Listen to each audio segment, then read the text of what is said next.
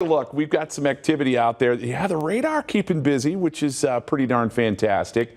You can see some of the rainfall out there, even some flood warnings out towards the Wickenburg and Black Canyon City. There's Wickenburg, and yeah, if you're living in Wickenburg right now, those storms are just bearing down on you as they move down to the southwest. There's the highlighted area. I want to show you this. It stretches from Black Canyon City all the way down to Lake Pleasant.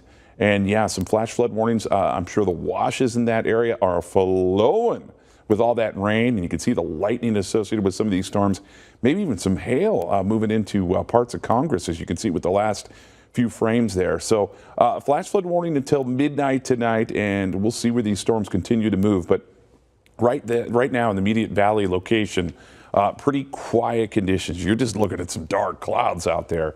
92 degrees. Now, this is pretty nice because average high this time of year is actually right around 96. So it went up from yesterday. It was 95, and that's 4 degrees below average. We'll take it. We're going to be close to average again tomorrow. Temps this morning down to 73 degrees, and the record on this date, we're anywhere close to it. Thank goodness, 110.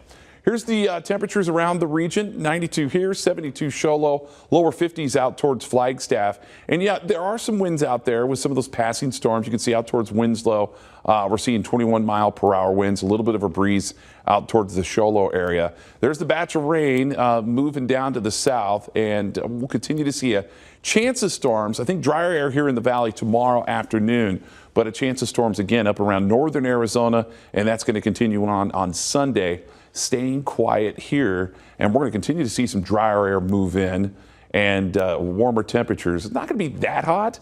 We're just going to see temperatures mid-90s tomorrow. Plenty of sunshine as that dry air moves in Sunday, a high of 100.